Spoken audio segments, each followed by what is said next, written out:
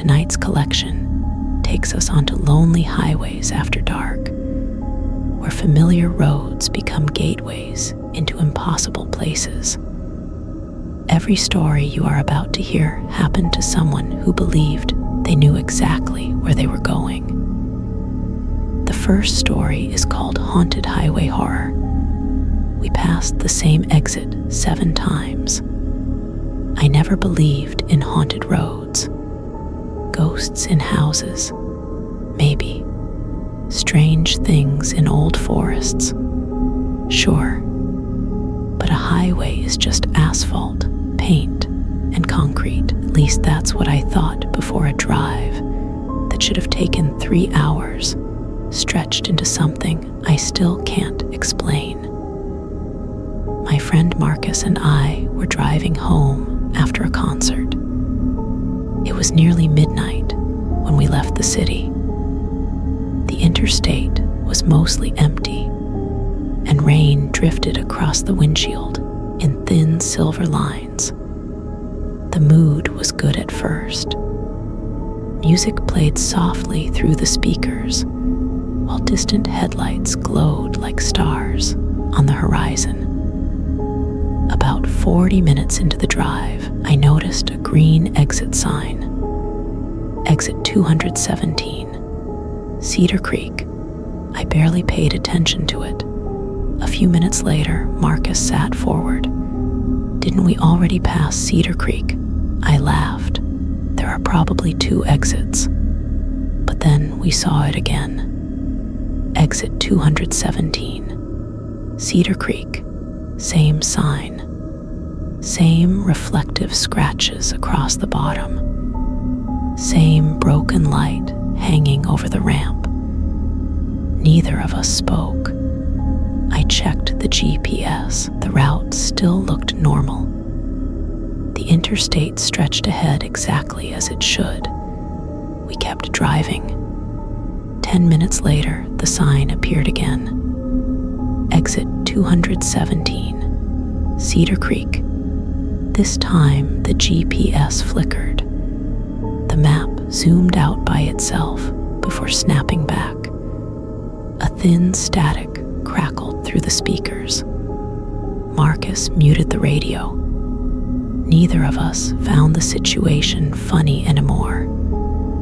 By the 4th appearance, panic had begun to settle in. I pulled onto the shoulder. Traffic was non-existent. The rain had stopped. The silence felt wrong. Not peaceful, empty. The kind of silence that makes your ears ring. I checked my phone. No signal. Marcus tried his. Nothing. We sat there staring into darkness beyond the guardrail. The trees seemed unusually tall. Their branches barely moved despite the wind. Then Marcus pointed ahead. The exit sign was visible in the distance, waiting for us. We got back on the road. This time I accelerated 70, 80, 90 miles per hour. The sign still appeared. Exit 217, Cedar Creek, 5th time. The sky seemed darker now. Even the moon had vanished. The highway felt disconnected from the world. No cars, no trucks, no lights, only endless pavement. The GPS screen suddenly went black. When it came back, our vehicle icon wasn't on a road. It floated inside a gray, empty space. Then a voice emerged from the speakers. Not from the radio, not from a phone, a woman's voice. Soft, distant, turn around. The speakers went silent. Marcus ripped the radio fuse out immediately. We drove without speaking. A few minutes later, we reached the sign again. 6th time. This time, something stood beneath it. A person, tall, motionless, facing the road. The figure wore what looked like an old raincoat. Its face couldn't be seen. I kept driving. The speedometer climbed higher. The figure disappeared behind us. Neither of us looked back. Then came the seventh exit, the seventh appearance of Cedar Creek. The sign looked different now. Someone had written words across it, large black letters. "You missed IT, Marcus cursed." I felt cold despite the heater blasting warm air. The road ahead began curving. Except interstates aren't supposed to curve like that. The pavement bent sharply into darkness. The guardrails twisted. The lane markings became distorted. It was as if reality itself had been folded. Then we saw lights ahead. A town, small, quiet, hidden among trees. Neither of us remembered any town being there, yet somehow we knew this was Cedar Creek, the place the road wanted us to visit. Every instinct screamed at me to turn around. Instead, I pressed the accelerator harder. The engine roared. The car shook violently. The GPS screen exploded into static. For a moment, I thought we'd crash. Then everything changed. The curve vanished. The darkness disappeared. Headlights flashed around us. Traffic returned. The interstate looked normal again. We passed a sign showing our actual location, nearly 100 miles farther than we should have been. 3 hours had vanished. Neither of us could explain where the time went. The next day, I searched for Cedar Creek. No town existed along that highway. No exit 217 existed either. To this day, Marcus refuses to discuss that night. But sometimes, I still dream about the sign. Exit 217. Cedar Creek, waiting patiently beside a road that shouldn't exist. And I always wake up before finding out what would have happened if we finally took the exit. The next road leads to another encounter with something impossible. This story is called Haunted Highway Horror. A ghost truck followed us for miles. I used to drive freight across several states. Most nights were boring. Long roads, truck stops, coffee, radio chatter. The job was predictable, until one winter route changed everything. The storm arrived faster than forecast. Snow swept across the highway in thick waves. Visibility dropped to almost nothing. I was hauling electronics through a remote mountain corridor. Traffic had nearly disappeared. By midnight, I was alone, or so I thought. A pair of headlights appeared behind me, far back at first, then closer. A large semi-truck. Nothing unusual, except I never saw it pass. Hours went by. The truck remained behind me, same distance, same position, never closer, never farther. Eventually, curiosity got the better of me. I radioed the driver. No response.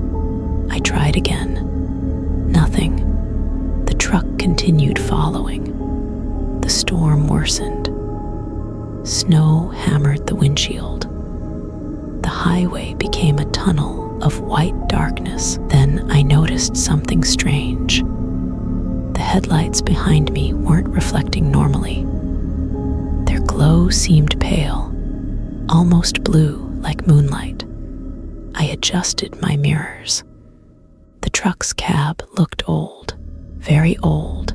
Its design resembled vehicles from decades earlier. Rust covered the front grille. One headlight flickered constantly. I checked my clock. 1:15 in the morning. When I looked back into the mirror, the clock read 1:15 again. The second hand wasn't moving. My stomach tightened. I grabbed my phone. No signal. The radio hissed with static. Then a voice emerged. "Trucker, you see him too?" I nearly jumped. "Who's this?" No answer, only static. Then another voice. "Don't let him pass." The transmission ended. Snow suddenly stopped. Instantly. One moment a blizzard, the next complete calm. The highway stretched beneath a clear sky. The ghost truck remained behind me, closer now, its grille visible, its windshield dark. No driver. I could see the entire cab. No one sat inside. Yet the truck continued moving, matching my speed perfectly. Fear settled into my chest. I accelerated. The truck accelerated. I slowed. It slowed. Every movement mirrored exactly. Then I saw writing on the trailer. Faded white letters. Property of Hollow Transit. Later, I would discover no such company had existed for over 40 years. The truck moved into the passing lane. My heart pounded. Slowly, it began drawing level. I looked toward the cab. The driver's seat remained empty, but something occupied the passenger seat. A silhouette, watching me. Its face looked wrong, blurred, as if hidden behind moving water. The truck pulled slightly ahead, then suddenly vanished. Gone. No headlights, no trailer, nothing. I slammed the brakes. The highway was empty. Then my radio crackled. Mile marker 98. Get off the road. Immediately, I glanced ahead. Mile marker 98 approached. Without hesitation, I took the exit. The moment my truck left the interstate, a deafening crash echoed behind me. I stopped and turned. A section of highway had collapsed. An entire bridge span had fallen into a frozen canyon. If I had stayed on course, I would have crossed it. State investigators later claimed structural failure. Maybe they were right, but one detail still bothers me. A local mechanic heard my story when I mentioned hollow transit. His face turned pale. He told me about a fatal accident decades earlier. A freight truck from that company plunged off the very same bridge. The driver was never found. Neither was the truck. Sometimes I wonder whether that ghostly vehicle was hunting me or warning me. Either answer keeps me awake.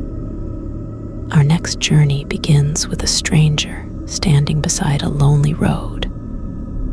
This is haunted highway horror. The hitchhiker vanished at dawn. I picked up the hitchhiker because I felt sorry for him. It was a mistake I'll never forget. The man stood alone on an isolated highway just after midnight.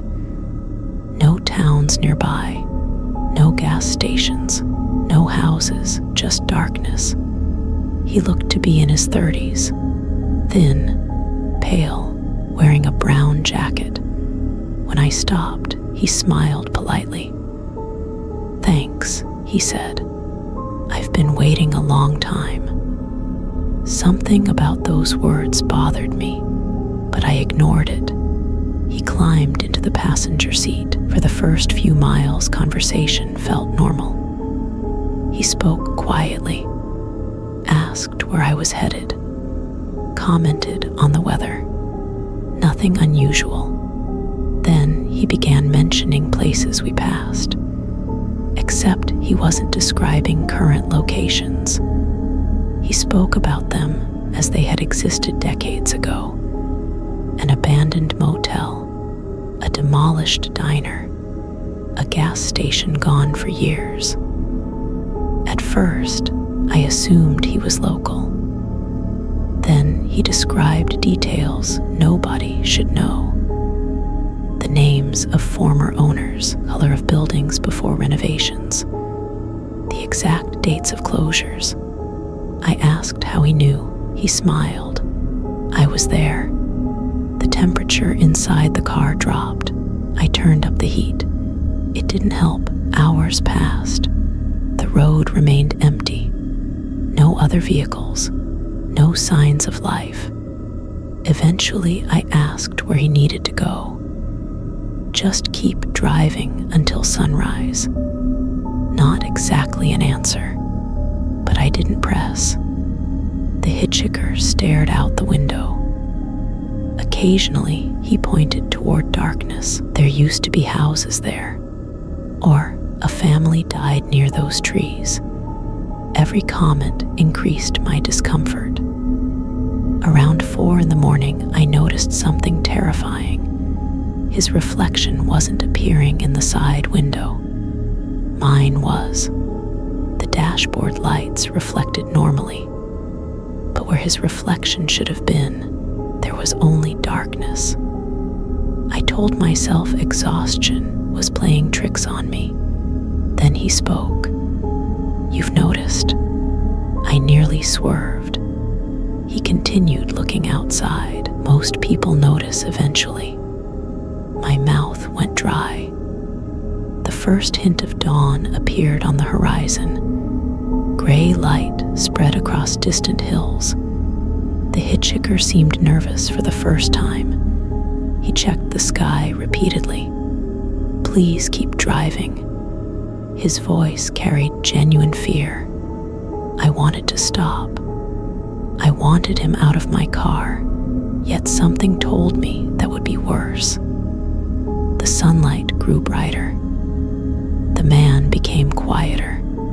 Then I noticed his hands. They looked transparent, not invisible, just thinner somehow, like smoke. He saw me staring. "It's almost time." The first ray of sunlight touched the windshield. The hitchhiker closed his eyes. A sad smile crossed his face. "Thank you for the ride." And then he disappeared. Not gradually, not dramatically.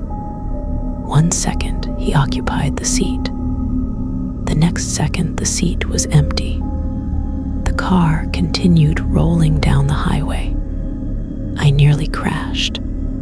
After regaining control, I pulled over. The passenger door remained locked. No footprints surrounded the vehicle. Nothing explained what had happened. Months later, curiosity pushed me to investigate. I searched old newspaper archives. Eventually, I found a photograph. A fatal highway accident from 40 years earlier. The victim's face matched the hitchhiker exactly. According to reports, he had been trying to reach home before sunrise when his car crashed. The location of the accident sat less than a mile from where I first picked him up. I still avoid that road, but every so often I glance into the passenger seat while driving at night. Part of me wonders whether he's still out there, waiting patiently, looking for one more ride toward a sunrise he'll never reach. The road grows stranger from here. Our fourth story is called Haunted Highway Horror. We drove into a town that shouldn't exist. The town wasn't on any map. That's the first thing you need to understand. My girlfriend and I discovered it during a cross-country trip. We were tired, lost, and desperate for a place to sleep. The GPS directed us onto a narrow highway through rolling hills. Around midnight, dense fog appeared. Visibility dropped. The route seemed unfamiliar. Then we saw lights ahead. A town, small and quiet. It looked frozen in time. Neon signs glowed above old storefronts. Classic cars lined the streets. Every building appeared decades out of date. The welcome sign displayed a name, Ash Hollow. Neither of us had heard of it. The town felt strangely empty. Streetlights illuminated sidewalks. Businesses appeared open. Yet no people walked outside. We parked near a diner. Inside, several customers sat at booths. None spoke. None ate. They simply stared into coffee cups. The waitress greeted us with a smile that never reached her eyes. Passing through, something about her tone felt rehearsed. We ordered food. While waiting, I checked my phone. No signal. My girlfriend whispered that everyone seemed wrong. I knew exactly what she meant. The customers barely moved. Some hadn't blinked once. The food arrived. It looked normal. Neither of us touched it. Then an old man approached our table. He leaned close. "Leave before morning." My girlfriend asked why. The old man's expression tightened. "Because nobody leaves after morning." Before we could ask more, he returned to his seat. The waitress watched him with obvious anger. We paid immediately. Back outside, the town seemed different. More people stood along sidewalks now, watching us, silent, motionless. Every face turned in our direction. We hurried to the car. The engine struggled before starting. As we drove toward the highway, a terrible realization hit me. The road we'd entered on no longer existed. Only empty fields surrounded the highway had vanished. Panic exploded. We drove street after street, searching for an exit. Every route led back to the town center. Every road looped. Every intersection repeated. Hours passed. The sky remained dark. Time felt trapped. Eventually, we reached the edge of town, where a cemetery overlooked the hills. Hundreds of gravestones filled the landscape. My flashlight illuminated names. Many belonged to people we'd seen inside the diner. Then I noticed recent dates, not decades old, recent. Some from last year, some from last month. One stone appeared unfinished. The blank marker stood alone near the entrance. A sudden voice whispered behind us, "Still time." The old man from the diner emerged from darkness. He pointed toward a dirt road hidden beyond the cemetery. "Go now." We didn't hesitate. The road wound through fog-covered hills. The town disappeared behind us. Minutes later, we emerged onto a normal highway. Traffic flowed normally. The GPS returned. Everything appeared ordinary. When we reported Ash Hollow to local authorities, nobody recognized the name.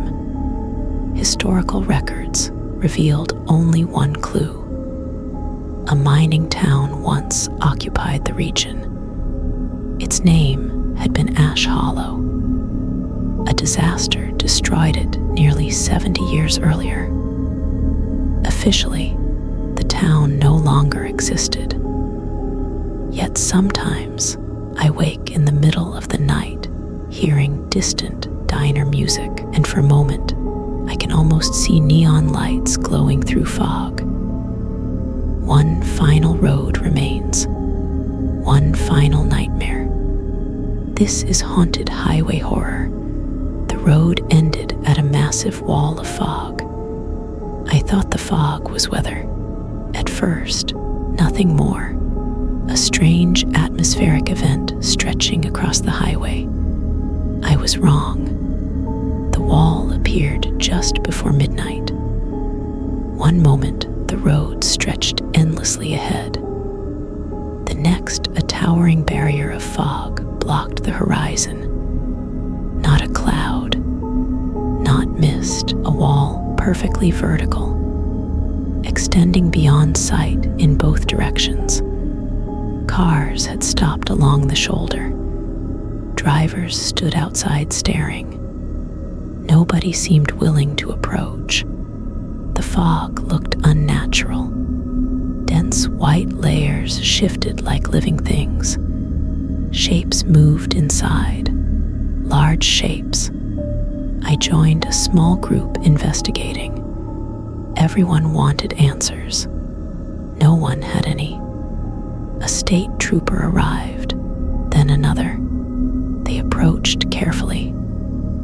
One officer stepped into the fog. He vanished instantly. Not obscured, gone. The second officer called after him. No response came back. Several minutes later, a voice emerged from inside.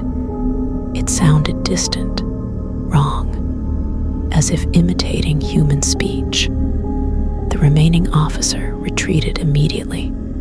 People began leaving, yet curiosity held me there. Hours passed. The fog never moved, never changed.